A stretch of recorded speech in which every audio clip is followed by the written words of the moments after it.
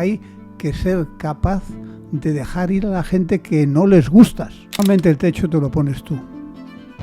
O sea, no existe un techo.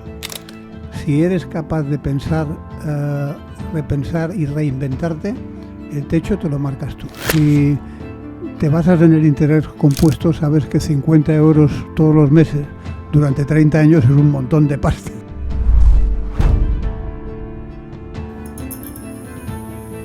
¿Te parece que una persona cualquiera es capaz de hacer algo siempre disruptivo o tienes que tener unas características especiales para hacer algo fuera de... Cualquiera de lo tiene normal? la capacidad de hacerlo, pero hay que hacerlo y no es fácil. Isra, que es la referencia que estábamos hablando antes, él dice, yo antes de trabajar para un cliente le dedico muchas horas a estudiar la competencia para saber qué es lo que se cuenta en el mercado, cómo escribe la competencia, en qué me puedo diferenciar, y eso lleva tiempo y hay que hacerlo bien. Si no estás dispuesto a remangarte y hacer eso, hombre, hay gente que sale y a la primera triunfa. Pero eso es muy raro. Tienes que ser guapo. Lo que cuentas tiene que ser muy sexy. Bueno, eso no todo el mundo Sí, lo tiene, ¿no? prácticamente imposible, de hecho, ¿no? No, hay gente que lo consigue, pero no te tienes que orientar a eso. Te tienes que orientar a los que lo consiguen, como Isra, currándoselo. Sí, sí. De hecho, Irra, bueno, ahora es muy famoso, pero él lleva trabajando en esto muchos años, ¿no? O sea, Cinco años. Cinco Pero años de lleva toda trabajo su en eso. vida escribiendo persuasivamente y tiene una pluma especial. Sí, sí. No para todos los públicos, como No para decíamos, todos los pero... públicos, en absoluto. Yo tengo muchos amigos que se han dado de baja porque no les gusta cómo escribe. Sí, sí. Y a él le parece perfecto eso. Y a mí también. Sí, sí, Pero a mí es también. que depende un poco de... Y él dice otra cosa que también es muy importante, es que hay que ser capaz de dejar ir a la gente que no les gustas. Porque no te aportan nada. O sea, el que estén siguiéndote y están cabreados porque no les gusta nada de lo que cuentas, que se vayan. Totalmente. O sea, eso es algo que hay que entender. Sí, sí. En el amor lo dicen también, ¿no? Que Igualmente. quien te quiere te dejará ir. Es la frase, ¿no? Bueno, volviendo un poco al ejemplo de tu libro, Profiling es una empresa de retail y nosotros al final estamos un poco más encarados a las empresas de servicios también, ¿no? De toda la vida. Por ejemplo, un pintor o una persona que se dedique a ofrecer algún servicio. ¿Te parece que hay siempre un techo en los negocios o no tiene por qué haber un techo en lo que uno hace siempre? Normalmente el techo te lo pones tú. O sea, no existe un techo. Si eres capaz de pensar, repensar y reinventarte, el techo te lo marcas tú. Fíjate lo que ha hecho el propio Isra, que teniendo unos ingresos de 200.000 euros al mes, lo ha cerrado a cero. Totalmente. ¿Quién tiene? Porque él está convencido de que este año va a facturar más. Sí, sí. ¿Por qué? Bueno, porque pierde unos ingresos y tiene que reinventarse. Bueno, si eres capaz de reinventarte, no tienes límite. Totalmente.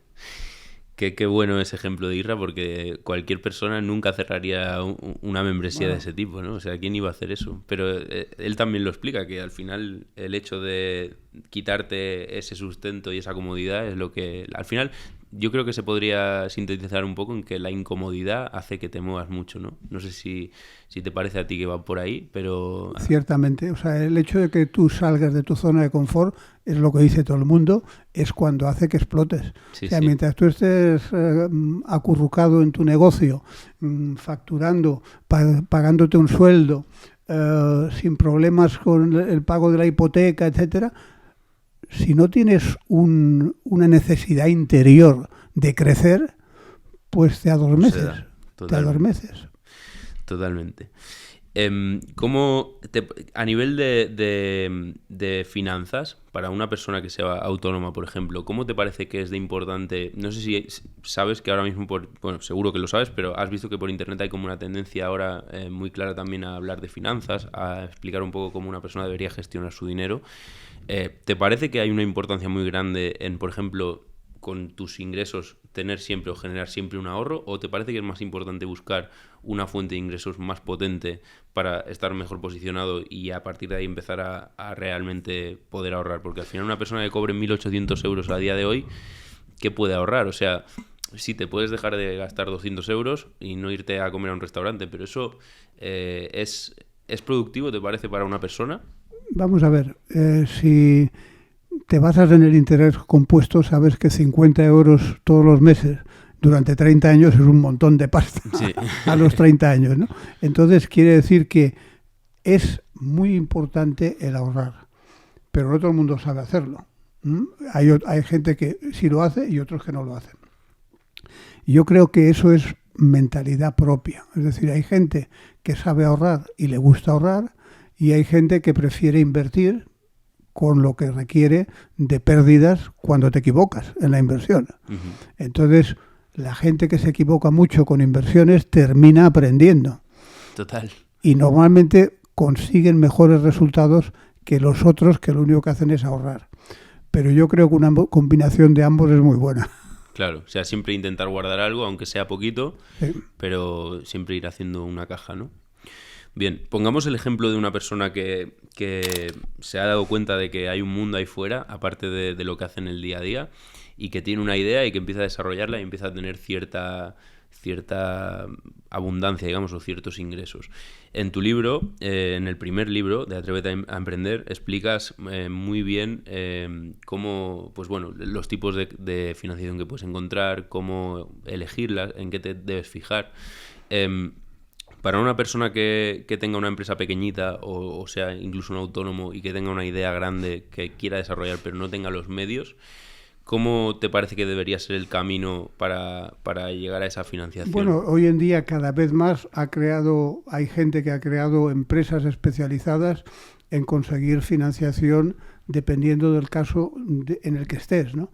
Yo mismo tengo una participación en una empresa en la que podéis ver en Intereconomía, que es uno de los proyectos que tiene es negocios de carne y hueso, en la que tengo entrevistas con cierta frecuencia.